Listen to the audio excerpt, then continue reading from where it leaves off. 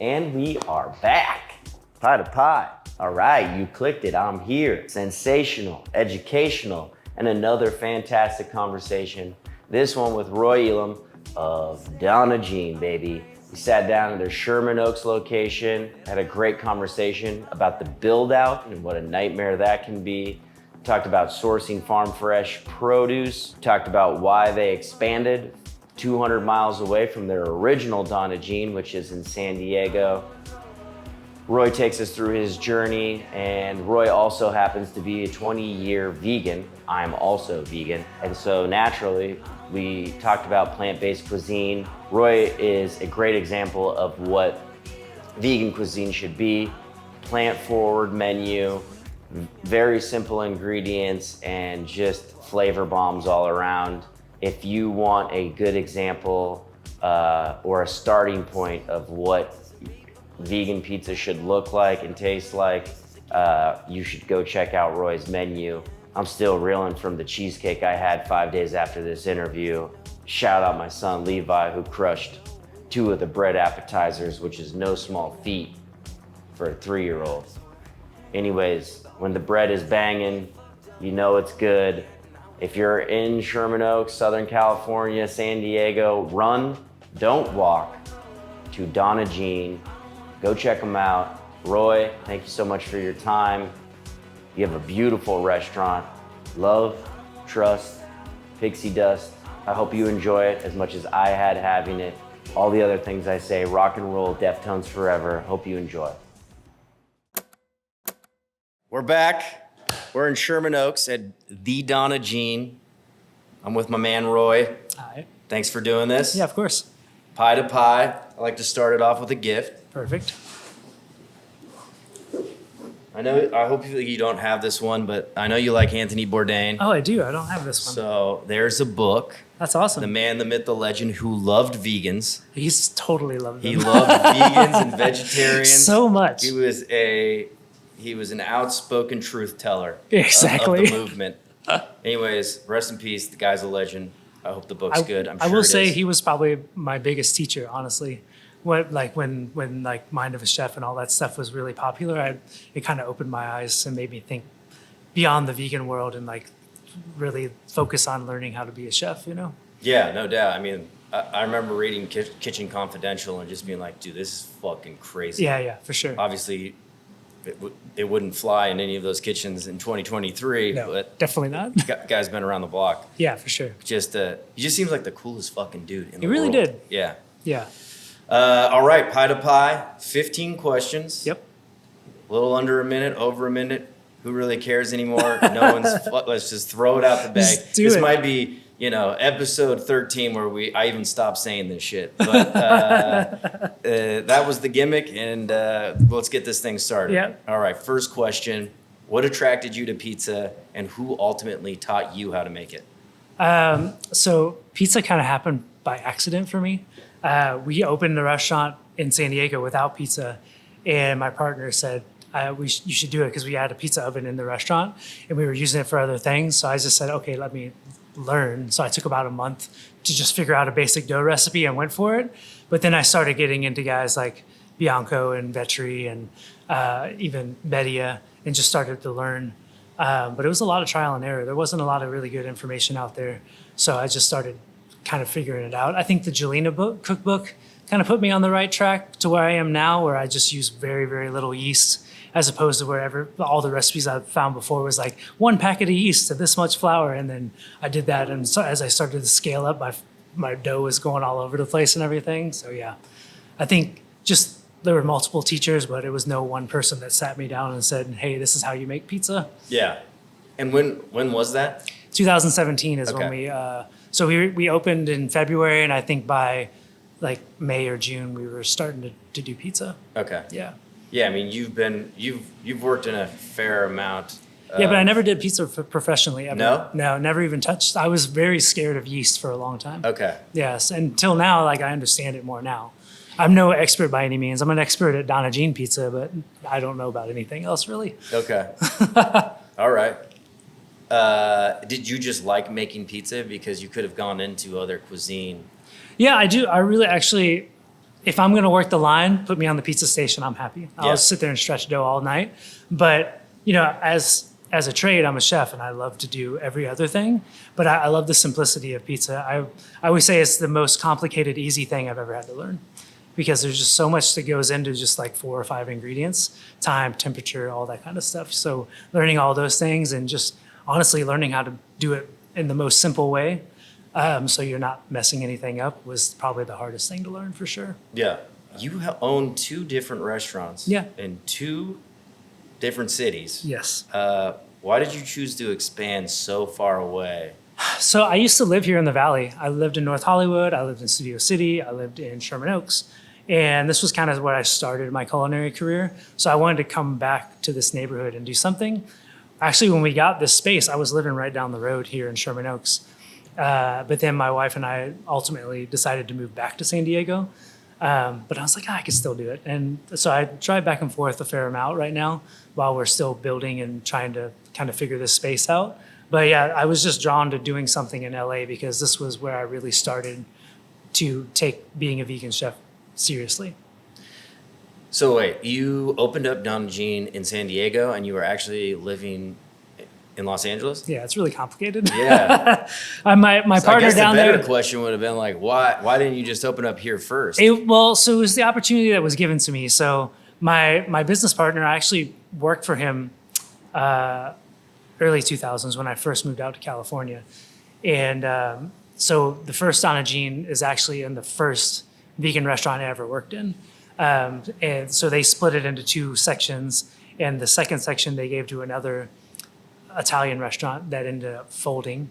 And then he called me. He's like, I have this space open. You want to come check it out? So I did. And I was like, okay, I'll do it. And I just came down and started and opened it and just kind of figured it out from there. Because I was working for Matthew Kinney at the time, and whatever I was doing with them kind of came to an end. So it was kind of a good point for me to just go back to San Diego and figure something out. And I will say I'm actually really happy I opened in San Diego first. It's a lot more forgiving of a town. We really had a whole lot of time to really fall on our face a couple times and really figure out who we were, what we were doing, because it's a smaller scene and they really want you to succeed, Not to say that LA doesn't want you to succeed, but there's so many other options. So if you kind of mess up that first opportunity, they're just going to go somewhere else. So it kind of gave us a chance to really find out who we were and find a solid concept before I tried to open in a much larger city. And has it been harder being in Los Angeles? I mean, it is niche because the food happens to be plant-based. But are you a smaller fish now? Like in San Diego, what's the vegan scene like? In San Diego, it's a lot of fast food, burritos, burgers, fries, that kind of stuff. So we do stand out a little bit more. The only place that's kind of close to us is Kindred, but they're a bar that has food and we're a restaurant that has alcohol. So we kind of stand out. We also don't do any mock meats at all, so I think that stands out pretty heavily as far as a vegan restaurant goes. And it took a little while for people to catch on to what we were doing, but now that they understand who we are and what we do, I think they really appreciate it. Yeah. So, but here, yeah, I think we are a little smaller but in the Valley, there's really nothing like what we do, but it's not like in Los Angeles, there's nothing like what we do.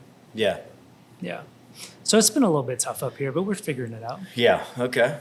What is the biggest challenge cooking without meat and dairy? I don't know, because we've done a pretty good job of making our own analogs. So we make our own butter, we make our own cheese, we use the processes, the same kind of processes you would use to make dairy stuff, to make the butter that we make and make the cheeses that we make and everything. So having the chef that I had hired in San Diego to be kind of my sous chef and my chef de cuisine, he had just recently become vegan from working in a bunch of meat-based restaurants for a long time. So we kind of put our heads together and figured out ways of just not limiting ourselves and doing things that would transfer over pretty easily. So I think the challenge was creating things that didn't exist to be able to make food that when somebody came in, they wouldn't be able to tell that it was actually vegan. Yeah. So I think that's where the challenge mostly arose, was basically building something that didn't exist without relying on companies like Violife or Miyoko's, and they're all great companies, but our mantra was always make everything yourself. I think that's probably the best way to go. You're being very nice. Some of that cheese is pretty gross. I mean, it is, but I'm happy it's there. Yeah. You know, I remember mid-pandemic, I hadn't gone to any grocery store, and I walk into Whole Foods. I'm like, man, what is all this stuff? There's like 15 different oat milks on the shelf, like 1,000 different cheeses, and those things didn't exist. Like it had been like 6 or 8 or almost even a year since I had been into a grocery store because I just didn't want to go out. Yeah. And it was just amazing to me to see all the stuff that was on the shelf then. I'm gonna take this opportunity because I don't always get to talk to another vegan chef. Okay. To maybe expand on this conversation. The products that are out there, sometimes I feel that they are doing more harm than they are doing good. So when you come into a restaurant like yours, you know, I haven't had your food yet, but I can tell pretty well that it's going to be delicious. Okay, you're using plant-based whole foods. Yeah. It's food on your plate. You Yeah. know? Now, when you're using like a Violife or something that's a bunch of starches and oils or meats of the same kind, and somebody has their first vegan experience with that stuff, don't you think that kind of thing it hurts? They might just write the whole plant-based community off from that one meal.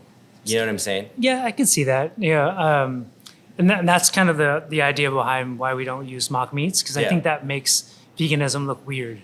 Like, why are you trying to do something that you say that you don't want to do? You know, as a Italian-based restaurant, we had to have some sort of cheese. Yeah, and I think that's somewhat forgivable. Yeah, but our cheeses, you know, we reverse engineered. Or I say we, but my partner that does all the cheeses, we reverse engineered Violife and everything without all the modified starches and all that. Those things that kind of make things tacky and weird. Yeah. So I think that's why our stuff has gone over pretty well. And we don't really push ourselves as a vegan restaurant. We just push ourselves as a restaurant and have people come in, and sometimes they don't even notice until after the meal's over that they didn't have any meat on, or any animal products on their plate. So that's kind of been our thing. We've always wanted to be a good restaurant first, and then we'll be a vegan restaurant too at the same time. No, I've noticed that in like the things that you've said and like how things are worded. It doesn't have to be, and like if you come into this restaurant, it's not a bunch of stuff that says 100% cruelty free. Yeah. I think that's important. I don't know what your values are, or you know, if are you vegan? I've been vegan almost 20 years. Yeah. So, you know, but I think that it's important to the movement to maybe not throw that in everyone's face, because what you're doing is kind of silent activism. Yeah, I feel like my job, and any vegan chef or anybody, I think our job is to legitimize vegan food as just food.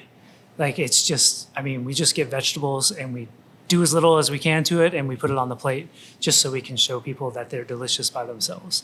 And that's, again, why I don't focus on, like, when the awards come up or whatever, it's like, I don't want best vegan restaurant. I think that's cool, but I think for us to be able to elevate vegan food into the mainstream, we should be shooting for best restaurant, or just getting into those spaces where like everybody goes. So like I'm looking to try to talk to people from like LA Weekly, LA Times, like that kind of stuff. Not that I don't think veg news is important, but it's kind of like a preaching to the choir kind of thing. So we're trying to get up above that so that we can drag the vegan community along with us. Yeah, because you're using a word which I love, is elevate. Yeah. And again, I'm not trying to spread negativity here. I just think that with the vegan community, sometimes a lot of that stuff that's winning is full of mock meats and fake cheeses, and it's stuff that isn't necessarily going to be easily presentable to somebody that doesn't want to necessarily go full vegan themselves, but wants to enjoy the cuisine every once in a while. Yeah. And in reality, that's what it's about. You're not trying to convert people to veganism, right? No, you're vegan for the hour and a half you're in here. Yeah. You know, and to me, I think just taking animals off the plate, at least for one meal a day, is just as important as anything else. Yeah, well, the way you're doing it, I think, is important and the right way to be doing it. Thanks. Yeah. I appreciate that. My opinion doesn't fucking matter, though, so. It does. Yeah. It matters to me. Thank you. So you're super all about sourcing, like, local ingredients and not having things go to a waste. Mm-hmm. So tell me, how do you source your produce? Mm-hmm. Do you have like relationships with farmers? Like for anyone out there who wants to do this, like give me a play-by-play of maybe how would somebody like me, just tell me how would I like be able to, if I don't want to use Select Produce or Worldwide, I want to get closer to a farmer. What do I do, and how can I better maintain my food waste? So what I did was when I lived here in Los Angeles, I just went to the Santa Monica Farmers Market and started talking to people, finding people that had produce that I liked, tried to build a relationship with them and just order directly from them.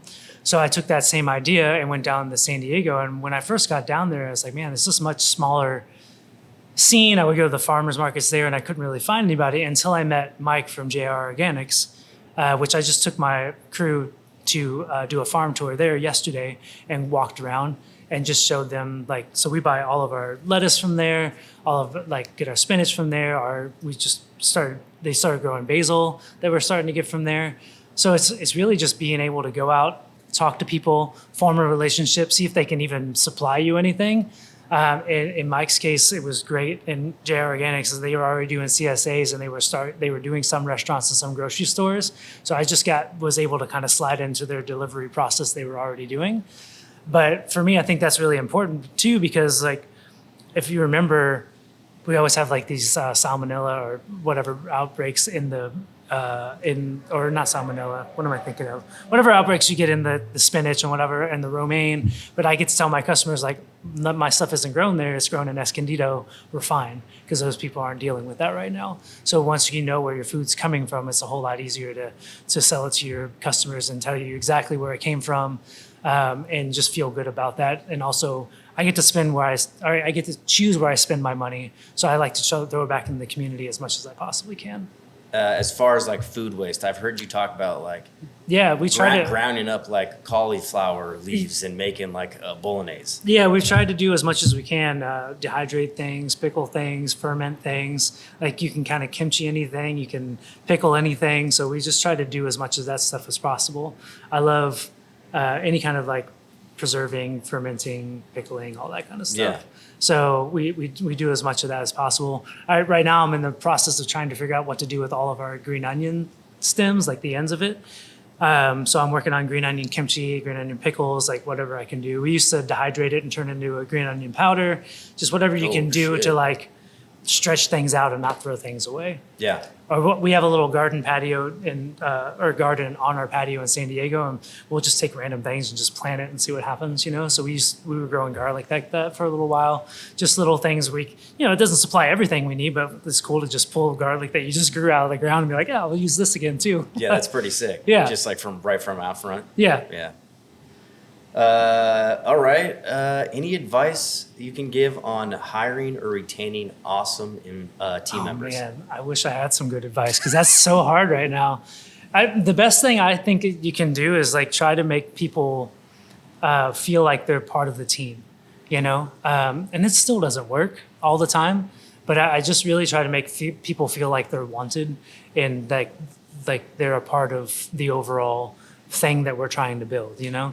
So, but I don't know, man. I can't crack that code right now. It's so hard, especially in the kitchen, just to keep kitchen employees around. It's been really, really difficult. And if somebody can tell me, I would love to know, because we just try to be nice and try. We're not a military kitchen at all. I've never been that way. I'm pretty soft spoken around people, but I try to get people to do what I need them to do and lift them up. And I'm always trying to think of building somebody up so that they're better equipped to get to their next job, whatever that might be. But as far as retention goes, I don't know. If I can keep people for 6 months now, I'm happy, to be honest. Yeah. Yeah.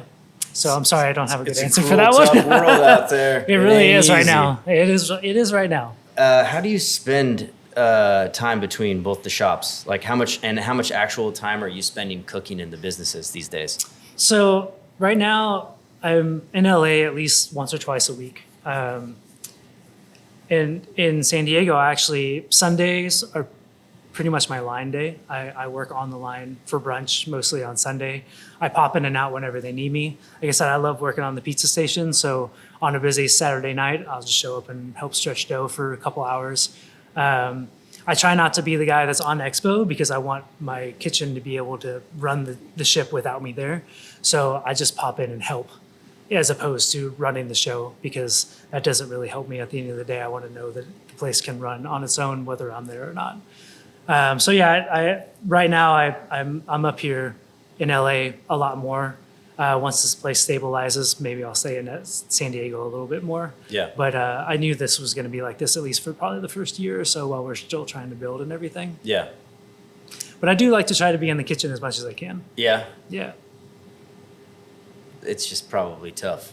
It is, and I'm getting older. I'm closer to 50 than anything else at this point, so I can feel it in my back and my legs a little bit more than I used to. But I love it. I love the creative aspect of it, all the R&D. Like we're working on, getting ready to work on our summer menu right now, so just thinking about all the great produce that's coming up and everything. So that's the part I love. But then I also love the execution and just trying to make everything as consistent as possible every single time. Yeah. A lot of hats to wear. A lot, yes. What's some advice on finding the right restaurant since you've now been a part of opening up too? So this one was a full build out, and I don't think I'll ever do that again. It was too much. So I think moving forward, more of a turnkey would be great. Something that has most of what you need already, and you can just get it open with minimal time and effort. I didn't expect this restaurant to be as big of a project as it was. So now I've learned from that, and if we do another one, I definitely will not do a full build out. That was too much money, too much time. LA does not make it easy. Lots of hoops to jump through.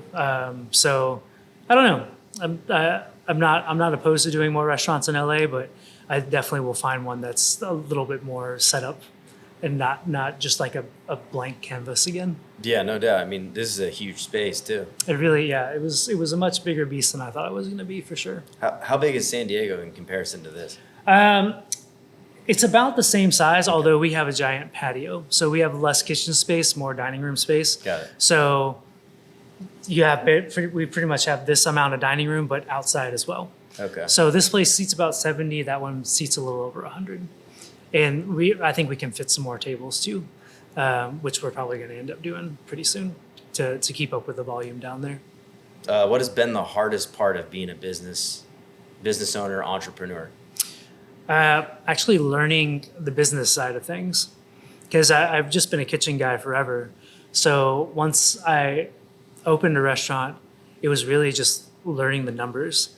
And it was really interesting. I would ask people that had been in the business for years just questions that I needed answers to, and they didn't really have the answers either, like labor numbers, food cost numbers, all that kind of stuff. So I just sat down and became like this Excel nerd for a while and just like really figuring out the formulas and trying to find the best information I could on how to calculate food costs, how to calculate labor costs, figuring out our budget, all that kind of stuff. Because that's the unfun stuff that nobody ever really tells you about with being a chef. And I think if I was still just running a kitchen, I wouldn't think in those terms anymore, because you just think about being creative and, running your team or whatever. But now being a restaurant owner, I think about the whole entire thing and how it works together. So that was definitely the hardest part is just learning all the numbers, because like I was not a math guy at all. And now I think I do more math than I do anything else at this point. What do you have a POS system that that you love or that helps with this? We just started using Toast in San Diego, and we're going to switch it up here in Sherman Oaks as well. And I think that's really helpful. But as far as like inventory management software, any of that kind of stuff, I don't.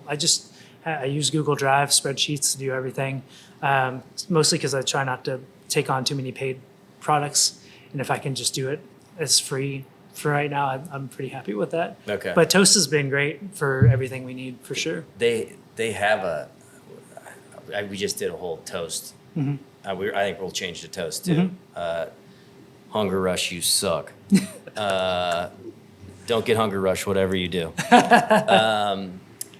They have a whole thing. It's like called Ask a Chef or something for all your inventory. So like, let's nerd out on this for a second. So Okay. where are you pulling all your numbers, and and what are you putting into Excel? Because I think like a lot of like what you're talking about, what you just mentioned, is talking to business owners. If you would have talked to me 6 months ago, I'd have been like, I don't know. Yeah. My CPA does my QuickBooks. Yeah, I have a master ingredient list where I just go and it's still a lot of manual work, but I'll pull all the current prices, and I'll do this like every quarter or something like that, and pull the correct prices, and then I have those linked to all my costing sheets. So every time I change a price, and it changes on that actual sheet. Okay. So I can keep my costing kind of as current as possible. But yeah, it does take some time to just sit there and do all that kind of stuff. And I have so many vendors because we buy from a lot of smaller people, so that does take a little bit of work. But it's the way that I found the best without having an inventory software. So then it's the setup time that's going to kill you. Oh yeah, Once it it's took a all long set- time to once set it's up. all set up, Yeah, those numbers go in now, and Excel does the work. and I just let it. As long as you don't move things around, like move your columns around and everything, it'll just populate pretty easily for you. But yeah. I'm not a math guy either. Just thinking about it gives me anxiety. Yeah, it was one of those things, like when you get into a project like that, then you just like you're in it and you just do it. So I think I spent a solid week just getting it all figured out, and now it's set. It's just set, and then I just kind of maintain it now. Do you have a bookkeeper? No, No? yeah, that's one of the hats. Damn, dude. I know it's too many. We did just hire somebody for here, and I'm probably going to end up doing it for San Diego as well because I need to get some more things off my plate. Yeah. But for the past 6.5 years, I've done it all myself. Damn. So do you use a payroll company? Yeah. Okay. And you have a CPA? Now. Now you have a CPA? Yeah. My partner was doing our taxes for a while for San Diego, damn, but we just hired a CPA for this place, and then I'm probably gonna do the same ones for San Diego too. Okay. Yeah. Yeah, I think hiring a good CPA was life-changing. Oh yeah, for sure. Yeah. I have one personally, but for the restaurant, yeah, I want. I mean, if you can save $1, I mean, they're also not cheap. Yeah, for sure. Okay, you teach pizza classes. I do. I just taught one last night. Are those something that you would recommend like other owner-operators to like create other revenue streams? I think so. One thing I'm realizing lately is like the act of going out to eat isn't that exciting to people anymore. It's the events that what make people come out. So even here, we're not super busy yet, but I can sell out a pizza class with like 24, 26 people or whatever. So it's like the act of going out and doing something. So they're going to learn something, whether they do it at home or not, it doesn't matter. They get to get their hands on the dough. They get to go back in the kitchen. It's like they're getting a peek into the background of the restaurant or whatever. So those are really fun. And it's a chance for me to actually meet our customers because I'm not a front of house guy at all. So I get to talk to our customers and get to show them a little bit of what we do. And even if they don't go home and make pizza, they at least have a little bit more respect for how hard it is for us to do this day in and day out. The thing that trips everybody up is the actual stretching of the dough. So as soon as they get their hands on the dough, they think they know what they're doing, and then it just goes completely haywire.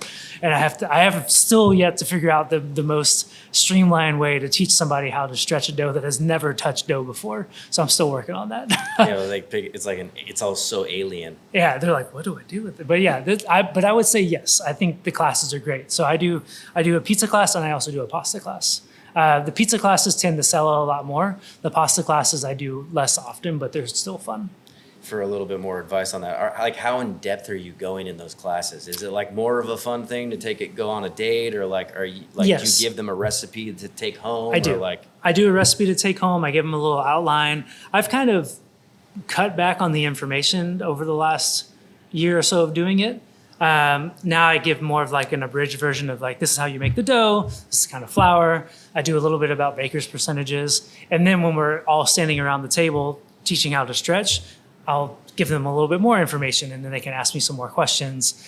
So they have some one-on-one time so that so a lot of people, when you're sitting in a group, you're afraid to ask a question, right? Because it's like being in school again. Yeah. Once you're face to face, they'll have a couple more questions, and they're all like super interested. And then I send them back to the kitchen, and I have 2 cooks that are there to help them too, and then they have more questions for them. So it's just like a immersive experience for them to do it. And are they putting pies in the oven? No, I don't Yeah. let them touch it. I was like, that thing is 700 degrees. Do not touch Yeah, that. and putting it on a pizza peel and like. Yeah. So I teach them how to stretch. I put it on the peel. They take it back. They build it, and then my cooks put it in the oven for Okay. them. Yeah. And then they get to eat their own creation. So that's fun. And they drink some wine and stuff? Yeah. Some wine, beer, non-alcoholic, whatever they want. Yeah. Seems like a fun night. It really is. Yeah, it's a good time. You should come. I'm thinking about it, dude. I probably won't teach you anything, but you can at least come. Oh, and have I fun. always got something to learn. I have no idea what I'm doing. Hey, sometimes I feel that way too. Have you ever gotten like somebody who just like sauced up their pizza way too much and it sticks? I try really hard to be like, before you go back there, less is actually more, whether they listen to me or not. It's up to them, but I try to make sure. And then I always stretch a dough with them, so we always have a backup dough just in case. So we've had to use those a couple times. What's the biggest thing that keeps you motivated every day? I actually really enjoy doing this. So I think that's a big motivator. And then also I don't have plan B.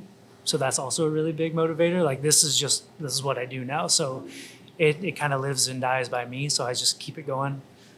Keep dragging it along behind me because I can't imagine doing anything else at this point. Yeah. I also don't know how I could work for somebody else at this point, being the person that is kind of like moving the whole thing along. I think it'd be interesting to go back into a role where I wasn't the one in charge anymore. Yeah. Not to say that I have to be this dictator or anything, but it would be weird to not just be fully in control of what I was doing. Yeah.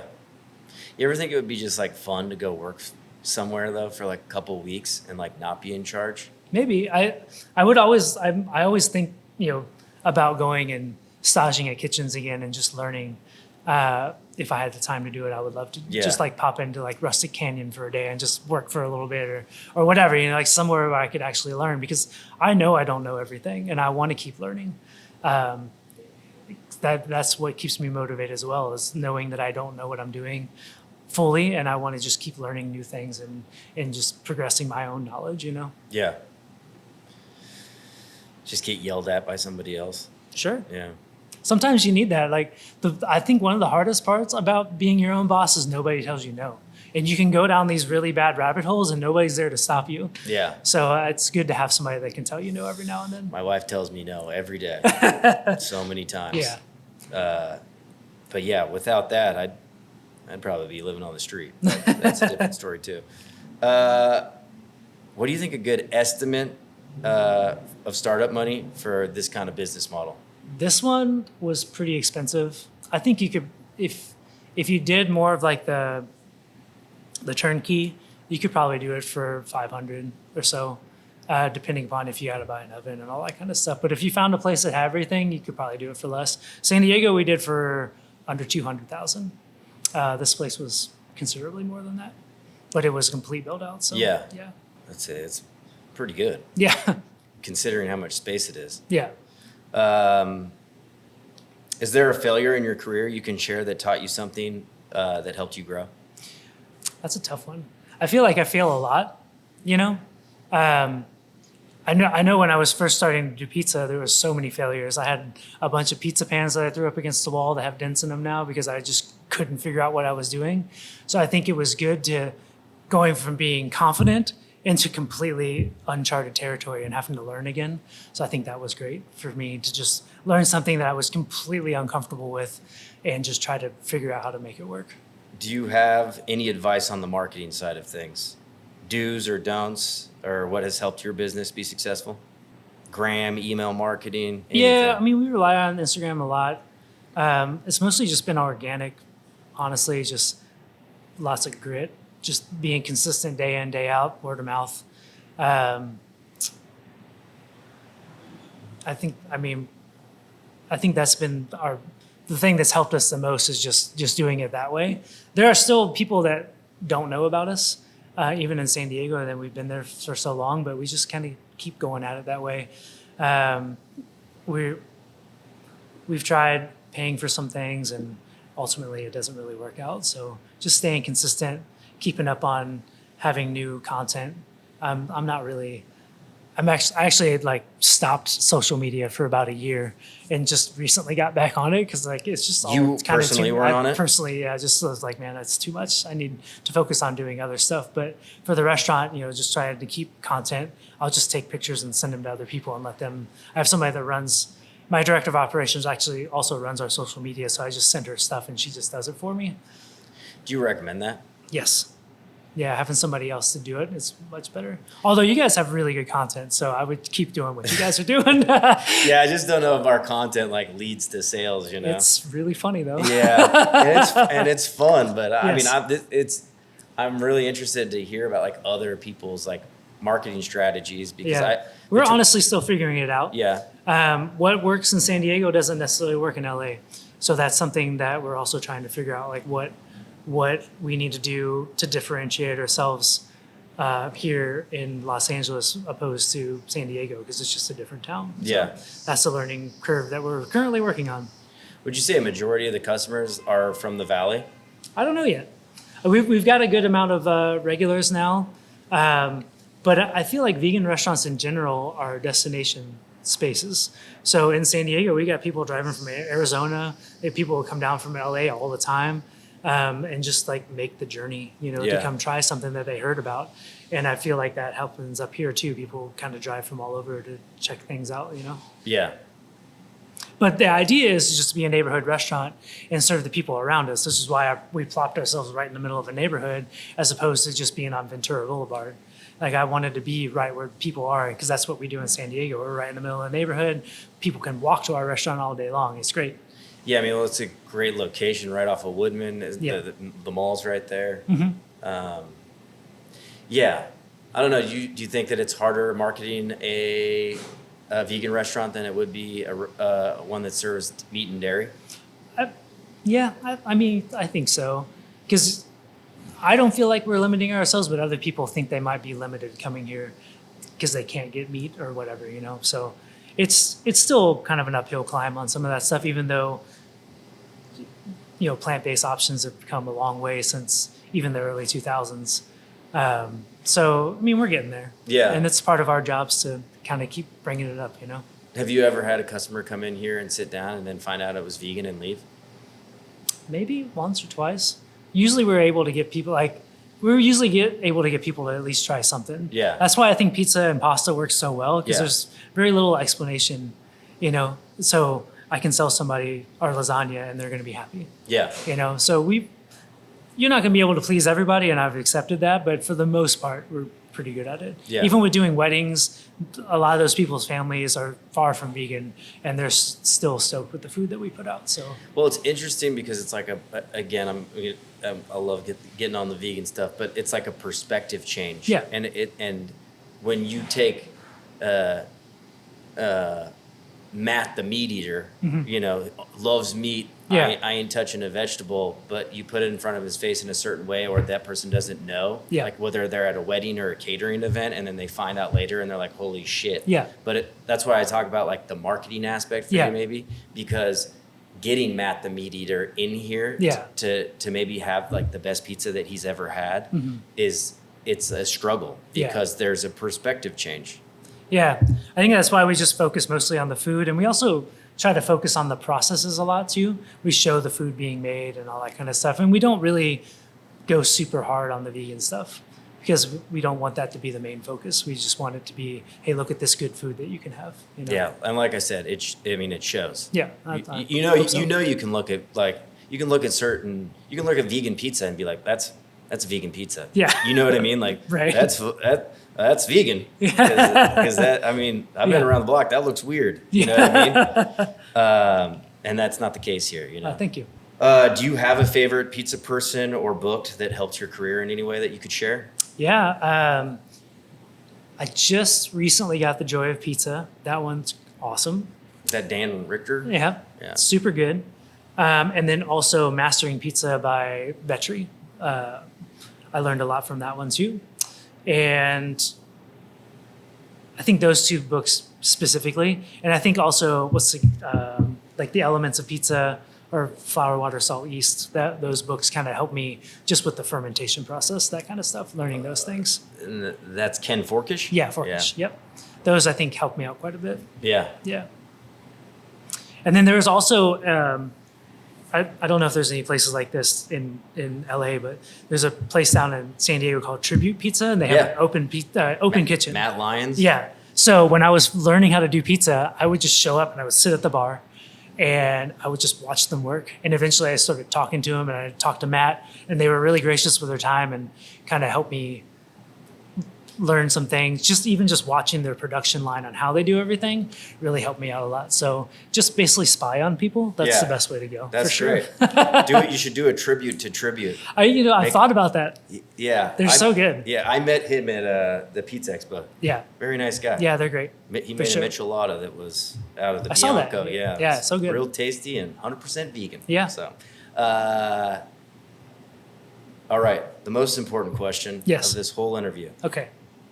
Was the greatest band or musician or artist of all I know. time? That's a tough one. I think about this question a lot because I've listened to your podcast a bunch, and that's a hard question. I'm a huge metalhead, so like I know metal bands aren't the best bands in the world to a lot of people, but Fuck those people. I'm a huge Deftones fan for sure, so Hell I'll yeah. just say that. I think that people call them the Radiohead of metal, and I can see that for sure. Oh, hell yeah. Yeah. That's great. But there's also bands like Meshuggah that don't get enough credit for basically changing the game. Same with like Helmet, bands that kind of walked so everybody, or ran so everybody else can walk, that kind Yeah. of thing. So I try to look at those like the bands that you can see like there was like a pre that, like if you think of country, it's like pre Willie and after Willie, like then, those like, kind of people. Before Toby Keith and then after Toby Keith. Maybe, yeah. That was a joke. Yes. I will say there's some good country coming out too. I used to hate country, but Jason like Aldean, dude. Tyler Childers is super good. Chris Stapleton's really good. Like those like kind of old, like they're going back to the kind of more outlaw country style. And there's a lot of cool stuff happening in hardcore now too, like Knock Loose and all those guys are kind of doing a bunch of really cool stuff. So I don't know. I have a lot of time in the car, so I nerd out on music all the time because it's the only thing I can do. Yeah. Going back and forth from San Diego to here, probably plenty of time to listen. Shout out to Sleep Token. Those guys are awesome too. I All don't know right, if you've Sleep heard- Token. They're like one of those like masked bands now, but Go stream that shit now. yeah, so good. We could do a whole podcast just about music. Well, you come from a musical background, right? I do. We can Yeah. touch So on that before this is over. music and food are so symbiotic. I was about to ask, do you find, because I do too, do you find parallels Absolutely. in those things? Absolutely. I mean, writing a song is just like writing a recipe. I look at it in like a collaborative form. I think running a restaurant and being in a band are very similar. I just don't get in a van and drive around the country. I just go to a restaurant and do the same thing pretty much. Yeah. And so we're just creating and executing. It's the same thing we do in music, same thing that we do in the restaurant for sure. I just have a bigger team and to work with now. Before, it's a band of 5 people, but it's still like my idea becomes better because of the other people in the band. And I feel that that's the same thing about Donna Jean. My ideas only get better when I work with other people and have them interject their ideas and philosophies into what we're doing. Yeah, no doubt. Yeah. I agree. Yeah. What did you play? I play guitar. Yeah. Still, we're actually working on maybe doing some shows this year, which will be fun because I haven't played a show in 10 years. So that'll be fun. What's the band? We're called The Material. The Material. Yeah, we never signed to a label or anything, but we toured pretty solid for a couple of years, and had a lot of fun doing it. So this will be the 10-year anniversary of the last record we put out. So we want to play some shows, at least a couple, just for fun. Right now, it's like a super low stress thing, which is great. It's like the only non-stressful thing in my life right now is to just go play fun music for a little while. That sounds great. Yeah. Everyone needs a little release. Exactly. So I for the 3 hours that we're rehearsing, I don't think about anything else, which is really nice. Nice. Yeah. It's hard to do that. It really is. It's hard to stop the brain from ticking. It's super Always yeah. some kind of problem or Yeah. text message coming in. It's funny because I always see myself as a firefighter more than a chef. I'm always putting out fires all the time. Yeah. And sometimes a cop. There's that. Yeah. Yeah, for sure. All right, dude. Thank you so much for doing this. Yeah, of course. I had a lot of fun. Yeah. I learned a lot. Sorry, it was more than 15 minutes. Oh no, it's perfect. I'm glad it was just below an hour, Exactly. I think it was perfect. Yeah. Where do we go to get in touch? So on Instagram, we're Donna Jean Official. And then the website is DonnaJeanRestaurant.com. and that has both restaurants on there. Perfect. Yep. Go get in touch. Roy, thanks for doing this. Yeah, thank you so much. Had a great time. Yeah. Come eat at Donna Jean, San Diego or at LA. We're out of here. Pie to pie. Thank you. I wanna grow up. I wanna go down. I just wanna be here. I just wanna be